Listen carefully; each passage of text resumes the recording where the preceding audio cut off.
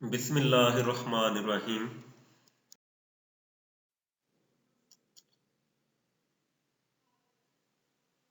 आज के दौर के लोग दूसरों को हराने का सोचते हैं, दूसरों से जीतने का नहीं सोचते।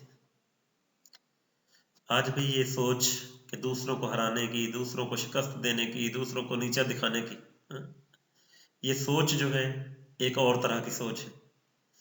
या एक दूसरी सोच है कि भाई मैंने जीतना है, हाँ, मैंने जीतना है। एक सोच ये है कि मैंने दूसरों को हराना है, एक सोच ये है कि मैंने जीतना है।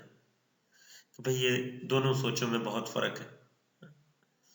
बल्कि सोच ये होनी चाहिए कि मैंने दूसरों को हराना भी नहीं और फिर भी मैंने जीतना है। मैंने दूसरों को नीचा दिखाना भी नहीं, फिर भी मैंने जीतना है। मैंने दूसरों की शख्सियत का ख्याल रखना है, दूसरों के जज्बात का ख्याल रखना है और फिर भी मैंने जीतना है। यानी मैंने दूसरों को शिकस्त दे के नहीं, मैंने दूसरों को जिता के जीतना है। जो दूसरों के दिलों में जगह बना के जीतता है, वो हकीकी जीत होती है, वो हकीकी फतह होती है। जो दूसरों को नीचा दिखा के जीतता है, वो जो है, वो फतह जो है, फतह हासिल करने के बावजूद, जीत हासिल करने के बावजूद भी हार होती है। ग्रीन हाउस इफेक्ट, ये ग्रीन हाउस इफेक्ट की जो है, जो टर्म जो इस्तेमाल होती है, साइंस में इस्तेमाल हो रही है कि ये एक अपना शीशे का बना हुआ घर है जिसके अंदर जो है मुख्तलिफ किस्म के प्लांट्स जो हैं वो उगाए हुए हैं। तो क्या है कि जहाँ बहुत ज़्यादा सर्दी होती है, हाँ, बहुत ज़्यादा सर्दी होती है, तो वहाँ जो है ये पौधे उग नहीं सकते, ये सब्जियाँ हो नहीं सकती। तो फिर उन ग्रीन हाउस में क्या किया जाता है कि आसमान से जो है जब सूरज की शुआएं जो हैं वो ग्रीन हाउस में दाखिल होती हैं, तो फिर उसकी जो दीवारें जो होती हैं, ये देखें कि जो अंदर चली जाती हैं अपना रेज जो है वो फिर बाहर नहीं निकल सकती, वो अंदर ट्रैप हो जाती है। इस इफेक्ट को ग्रीन हाउस इफेक्ट कहते हैं। Green house effect definition: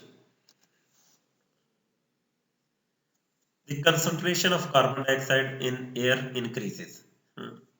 carbon dioxide की जो मिकदार है हवा में वो बढ़ जाती है जब कार्बन डाइऑक्साइड की मिकदार जो है हमारी एटमॉस्फेयर में उसका बहुत ज़्यादा इजाफा हो जाता है। Less heat energy is lost from the surface of the earth. तो फिर वो जो कार्बन डाइऑक्साइड है ओजोन लेयर के करीब जाकर अपनी एक तह बना लेते हैं और फिर less heat energy is lost from the surface of the earth. तो फिर ये जो हीट एनर्जी जो जमीन से जो हीट पैदा होती है वो ऊपर की तरफ जो है निकल नहीं सकती, वो अंदर ट्रैप होकर रह जाती है इस ग्रीन हाउस की तरह। जो ग्रीन हाउस हमने शीशे का घर पड़ा था उसकी तरह जो है हमारी जमीन में कैद होकर रह जाती है वो heat. Therefore, the average temperature of the surface gradually increases। और इस तरह जो एवरेज टेम्परेचर होता है सरफेस का वो ऐसा ऐसा इंक्रीज करना शुरू कर देता है। इस तरह वो हीट जो है अंदर ही ट्रैप होती रहती है, कार्बन डाइऑक्साइड की लेयर जो है उसको बाहर नहीं जाने देती। तो इस वजह से अर्थ का जो टेम्परेचर है वो बढ़ जाता है। तो this is called greenhouse effect, इसको ग्रीन हाउस इफेक्ट कहते हैं। अब ये देखें इस एनिमेशन में दिखाया गया कि सन रेज जो है अर्थ पे आ रही है। अब ये जो व्हाइट से कलर में एक जो बैंड दिखाया गया है ये असल में हमारी क्या है, ये हमारी ओजोन लेयर है। ओजोन लेयर है, इसमें इस लेयर में से ओजोन नहीं बल्कि ये जो है हमारे कार्बन डाइऑक्साइड की लेयर बनी हुई है। कार्बन डाइऑक्साइड की लेयर बनी हुई है। तो क्या हो रहा है कि जब ये अर्थ पे जो है सन रेज आ रही होती है, सन रेज का क्या काम है, वो जमीन पर आती है और टकरा के उन रेज में को वापस चल जाना होता है। लेकिन क्या है कि जब ये कार्बन डाइऑक्साइड जमा हो गई, इसकी लेयर बन गई, तो वो कार्बन डाइऑक्साइड उन रेज को बजाय एटमॉस्फेयर से बाहर निकलने के वापस जो है जमीन की तरफ भेज देती है। इस तरह जमीन के अंदर जो है बहुत ज्यादा हीट पैदा हो जाती है और ये ग्रीन हाउस इफेक्ट वाला उस शीशे की दीवार वाला काम करती है कार्बन डाइऑक्साइड की लेयर जो है।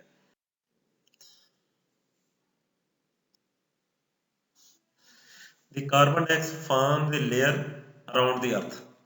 कार्बन डाइऑक्साइड जो है जमीन के इर्द गिर्द जो है एक लेयर बना लेती है, लाइक एन एनवेल्प, एक गुलाब की तरह का। यानी कि जमीन जिस तरह किसी सराहने पे कवर चढ़ा होता है, इस तरह कवर चढ़ जाता है उसके ऊपर। It allows the heat rays of the sun to pass through it. अच्छा, ये जो लेयर बनती है, इस लेयर की खूबी ये होती है कि जब ऊपर से अपना सूरज की शुआएं आती हैं, उनको तो ये अपने अंदर से जमीन पर आने देती है and reach up to earth, और जमीन तक इनको जाने देती है। These rays are reflected from the earth surface. उसके बाद जब ये जो शुआएं जो सूरज की आ रही होती हैं जमीन से टकराती हैं, जैसे ये देखें इस फिगर में दिखाया गया है कि सन रेज जो है आ रही हैं और जमीन से टकरा रही हैं और बाद में रिफ्लेक्ट करती and go back to upper atmosphere. फिर जो है उन्होंने अपर एटमॉस्फेयर में जाना होता है। Importance of carbon dioxide layer around the earth.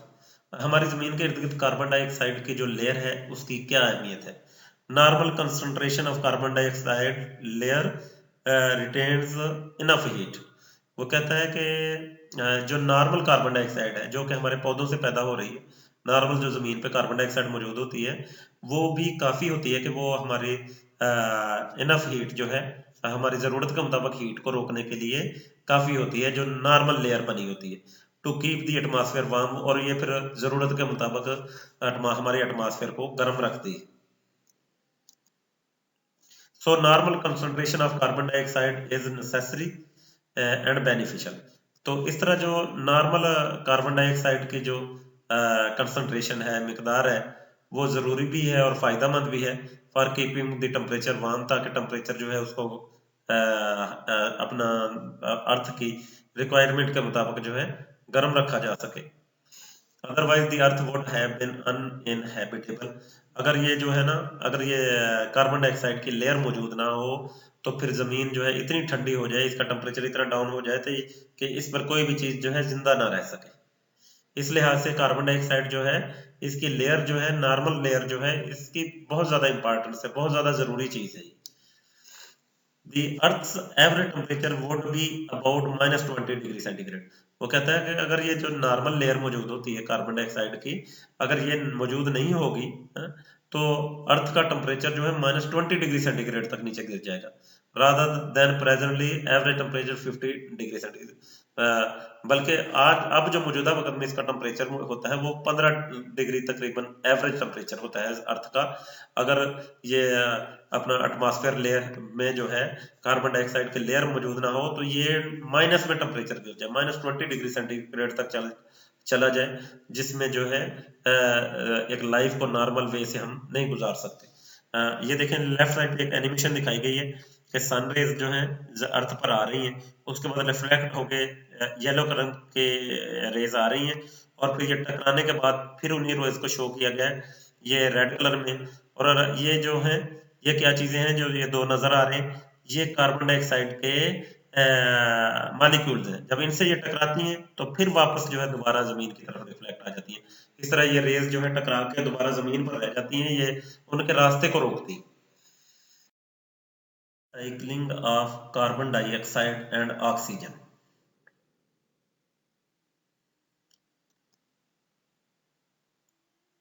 Carbon dioxide is not an air pollutant. Carbon dioxide जो है एयर पोल्यूटेंट नहीं है कि इसके बारे में ये कहा जाए कि कार्बन डाइऑक्साइड से पोल्यूशन का बायस बनती है, तो ये बात गलत है। Rather it is an essential gas for plants. बल्कि किसी हद तक ये बात कहना ठीक होगा कि ये एक बहुत ही जरूरी गैस है पौधों के लिए, as oxygen essential for animal. जैसा कि ऑक्सीजन जो है जानवरों के लिए ज्यादा जरूरी है, ये इसको एयर पोल्यूटेंट नहीं कहा जा सकता, बल्कि ये पौधों के लिए बहुत ही जरूरी गैस है, जिससे पौधे जो है अपनी खुराक तैयार करते हैं। और इन एनिमल्स की भी, हत्ता के पौधे जो है कार्बन डाइऑक्साइड अपनी खुराक के साथ साथ एनिमल्स जो कि पौधों पर डिपेंड करते हैं उनकी खुराक भी तैयार कर रहे हैं। और ये पौधों के लिए इतनी ही जरूरी है जितनी कि एनिमल्स के लिए जो है ऑक्सीजन जरूरी है। Plants consume carbon dioxide and produce oxygen. पौधे जो हैं कार्बन डाइऑक्साइड को कंज्यूम करते हैं, खर्च करते हैं और ऑक्सीजन प्रोड्यूस करते हैं, while animals use oxygen and give out carbon dioxide. जबकि इसके बरकस एनिमल्स जो है ऑक्सीजन का इस्तेमाल करते हैं और कार्बन डाइऑक्साइड खारिज करते हैं। यानी कि इस तरह ये साइकिल चलता रहता है कि पौधे जो है पौधे ऑक्सीजन जो है रिलीज कर रहे हैं, उसको एनिमल्स यूज कर रहे हैं, एनिमल्स कार्बन डाइऑक्साइड रिलीज कर रहे हैं, पौधे यूज कर रहे हैं। इस तरह रिसाइकलिंग हो रही है कार्बन डाइऑक्साइड और ऑक्सीजन की आपस में। In this way natural balance exist between these essential gases. इस तरह इन्होंने ये जरूरी गैसों के दरमियान जो है एक कुदरती बैलेंस जो है वो मेंटेन रहता है। ये जो अर्थ रिक्वायरमेंट है, इस तरह उसका साइकिल चलता रहता है और कोई भी गैस जो है जरूरत से ज्यादा नहीं होती, नुकसानदेह हद तक नहीं पहुंचती। कार्बन डाइऑक्साइड इन एटमॉस्फेयर। एटमॉस्फेयर में जो कार्बन डाइऑक्साइड की डिस्टर्बेंस हो गई, डिस्टर्बेंस किस वजह से हुई है? But this balance is being disturb by emitting more and more carbon dioxide in air. लेकिन ये जो बैलेंस है ना, ये बहुत ज्यादा डिस्टर्ब हो चुका है कि ज्यादा से ज्यादा कार्बन डाइऑक्साइड जो है अब वो रिलीज हो रही है, खारिज हो रही है और हवा में ज्यादा मिकदार दाखिल हो रही है थ्रू डिफरेंट ह्यूमन एक्टिविटीज, इंसान की मुख्तलिफ एक्टिविटीज के जरिए। जैसा कि इस तरह एक डायग्राम में दिखाया गया है कि इंसान ने जो है नई नई एक्टिविटीज शुरू कर दी हैं कि नए नए प्रोडक्ट प्रोड्यूस करने के लिए मुख्तलिफ किस्म की फैक्ट्रियां लगा ली, उनसे धुआं प्रोड्यूस हो रहा है, मुख्तलिफ गाड़ियां इस्तेमाल कर ली, उनसे धुआं प्रोड्यूस हो रहा है और कार्बन डाइऑक्साइड जो है उसकी ज्यादा मिकदार जो है प्रोड्यूस होना शुरू हो गई है।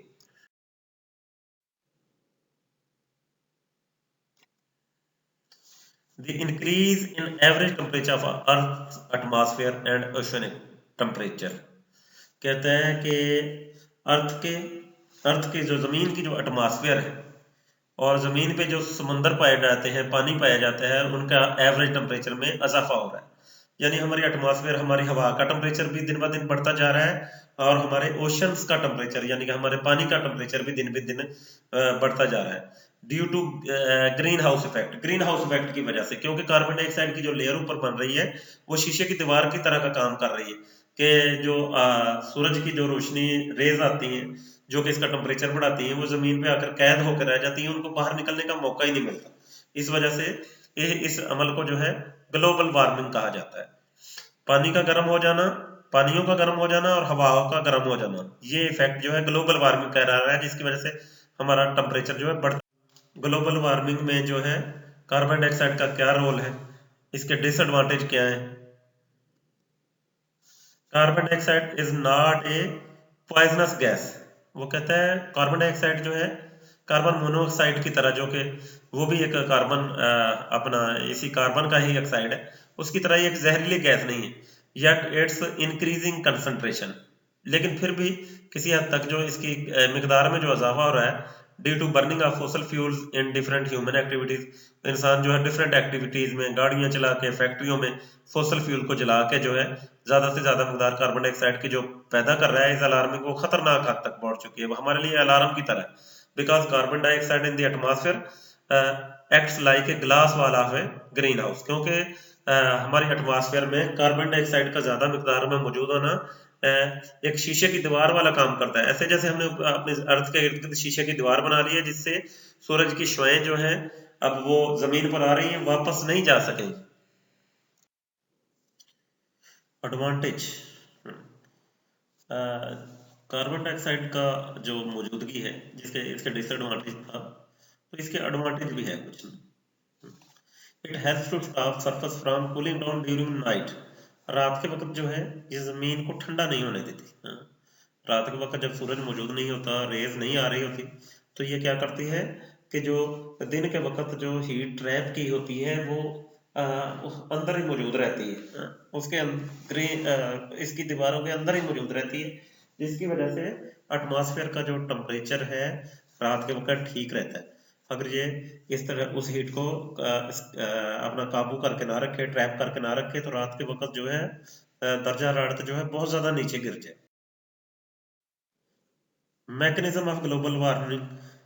ग्लोबल वार्मिंग का मैकेनिज्म कैसे काम करता है? Carbon dioxide in the atmosphere acts like a glass wall of green house. उसने कहा कि जो एटमॉस्फेयर में कार्बन डाइऑक्साइड की एक लेयर जो बन जाती है, वो ग्रीन हाउस के शीशे की दीवार की तरह का काम करती है। It allows UV radiation to pass through it. जो ये अल्ट्रा वायलेट रेडिएशन जो होती हैं, जो सूरज की रोशनी में अल्ट्रा वायलेट रेडिएशन जो होती हैं वो जमीन पे आती हैं, टकराने के बाद उनको ये वापस जाने देती है। ये जो कार्बन डाइऑक्साइड की जो लेयर बन जाती है, अल्ट्रावायलेट रेडिएशंस को जमीन पे आने भी देती है और उनको वापस भी जाने देती है, but does not allow the infrared radiations to pass through it. लेकिन जो इसके बरकस जो दूसरी इंफ्रारेड रेडिएशन जो होती हैं, जब वो आके जमीन से टकरा के वापस जाना चाहती हैं, तो ये उनको अपने अंदर से नहीं गुजरने देती। It traps some of infrared radiations emitted by the earth। और जमीन से टकरा के जो रेडिएशन जो ऊपर की तरफ जा रही होती है इंफ्रारेड रेडिएशन, ये उनमें से कुछ को अपने अंदर ही ट्रैप कर लेती है, रोक के रखती है। Hence increase concentration of carbon dioxide layer। इस तरह जो कार्बन डाइऑक्साइड की लेयर की कंसंट्रेशन अगर बहुत ज़्यादा बढ़ जाए, observe the infrared radiation emitted by the earth surface. वो क्या करती है कि जो इंफ्रारेड रेडिएशन जो कि अर्थ की सरफेस से टकरा कर आ रही होती हैं, उनको क्या करती है, उनको अपने अंदर ऑब्जर्व कर लेती है and prevents heat energy escaping from the atmosphere. और एटमॉस्फेयर से हीट एनर्जी को बाहर नहीं निकलने देती, हीट को जो है अंदर ही रोक के रखती है। एटमॉस्फेयर से हमारे एटमॉस्फेयर का जो टेम्परेचर है वो उसको इसने क्या है, कम नहीं होने देती। Relationship between carbon dioxide and greenhouse effect. Carbon dioxide और ग्रीन हाउस इफेक्ट का आपस में क्या रिलेशनशिप है? Greenhouse effect is directly proportional to amount of carbon dioxide in air. हवा में जितनी कार्बन डाइऑक्साइड की मिकदार ज़्यादा होगी, उतना ही ग्रीन हाउस इफेक्ट ज़्यादा होगा। जितनी कार्बन डाइऑक्साइड की मिकदार कम होगी, उतना ही ग्रीन हाउस इफेक्ट जो है वो भी कम होता जाएगा। यानी कि ये दोनों आपस में डायरेक्टली प्रोपोर्शनल है, अमाउंट ऑफ कार्बन डाइऑक्साइड और ग्रीन हाउस इफेक्ट जो। If the concentration of carbon dioxide in air increases, अगर हवा में कार्बन डाइऑक्साइड की कंसंट्रेशन बढ़ जाती है, less heat energy is from the surface of the earth. तो जमीन की सरफेस से कम एनर्जी जो है, कम हीट एनर्जी जो है ऊपर की तरफ जाती है। जितनी कंसंट्रेशन बढ़ती जाएगी, उतनी ही एटमॉस्फेयर की हीट जो है इस एटमॉस्फेयर से बाहर उतना ही कम निकलेगी। जितनी भी कार्बन डाइऑक्साइड मिकदार बढ़ती जाएगी, जितनी दीवार मजबूत होती जाएगी। Therefore, the average temperature of the surface gradually increases। इस तरह जो सरफेस का जो टेम्परेचर है, आहिस्ता आहिस्ता जो एवरेज टेम्परेचर है उसमें इजाफा होता रहता है। This is called greenhouse effect. इसको ग्रीन हाउस इफेक्ट कहा जाता है। This effect proportional to amount of carbon dioxide in air. जैसा कि हमने पहले बात की कि ये इफेक्ट जो होता है, ग्रीन हाउस इफेक्ट जो है कार्बन डाइऑक्साइड के अमाउंट के डायरेक्टली प्रोपोर्शनल होता है। ट्रैपिंग हीट और warming is greater with increase of carbon dioxide in air. वो कहता है हीट भी ज़्यादा ट्रैप होगी, एटमॉस्फेयर भी ज़्यादा वार्म होती जाएगी अगर कार्बन डाइऑक्साइड जो है वो उसमें उसकी मिकदार में इजाफा होता रहा। This phenomena due to increase warming is also called global warming. ये जो फिनोमेना है, ये जो अमल है हीट के बढ़ना जो है, हीट का बढ़ जाना, टेम्परेचर का बढ़ जाना, अर्थ का दिन ब दिन टेम्परेचर का बढ़ता चला जाना, इसको ग्लोबल वार्मिंग कहा जाता है कि पूरी दुनिया गर्म हो रही है।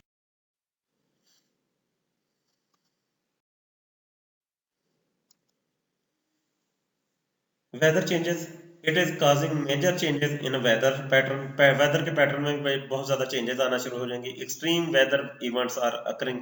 बड़े शदीद किस्म के इवेंट्स जो है ना होंगे, मौसमी कैफियत होंगी। मोर कॉमनली एंड इंटेंसली, बड़ी शिद्दत से और बहुत आम हो जाएंगी दैन प्रीवियसली। यानी मौसम में बड़ी तब्दीलियां आना शुरू हो जाएंगी कि यकदम जो है सर्दी के मौसम में बहुत ज्यादा सर्दी होती थी, वहां यकदम जो है मौसम जो है गर्म होना शुरू हो जाएगा, और जहां गर्मी होती थी वहां शदीद किस्म की गर्मी शुरू हो जाएगी। अचानक sudden changes in climate. Melting of glacier, glacier जब हीट ज़्यादा होगी और एटमॉस्फेयर में हीट ज़्यादा होगी तो ग्लेशियर जो है वो पिघलना शुरू हो जाएंगे। It melts glaciers and snow craps. जो बर्फ के टीले हैं और ग्लेशियर जो हैं वो पिघलना शुरू हो जाएंगे। That are increasing flood risk and intense tropical cyclones. इसके नतीजे से समुद्रों में इसके नतीजे में सैलाबों के आने का जो रिस्क बढ़ जाएगा और शदीद किस्म की अपना खुश्की के इलाकों में भी बड़ी अजीब किस्म की तब्दीलियां देखने में आएंगी। राइज ऑफ सी लेवल में पानी का जो मिकदार है वो बढ़ जाएगा। Sea level is rising due to which low lying areas are liable to be submerged. Sea level जो है उसके में पानी की मिकदार बढ़ती जाती है, जिसकी वजह से जो उसके करीब के इलाके हैं वो डूबना शुरू हो जाते हैं। Turning previously populated area no longer habitable, जो पहले जो है समुद्र के करीब जहाँ बड़ी बड़ी आबादियां होती थी, अब वो सारे के सारे इलाके जो हैं अनहैबिटेबल हो चुके हैं, वहाँ आबादी जो है खत्म होती जा रही है और वो समुद्र का हिस्सा बनते जाएंगे। ग्लोबल वार्मिंग के इफेक्ट क्या क्या है कि melting of glaciers and icebergs, rising of sea levels, flooding of low-lying coastal areas, sea defense breached, previously populated areas no longer habitable. Allah Hafiz.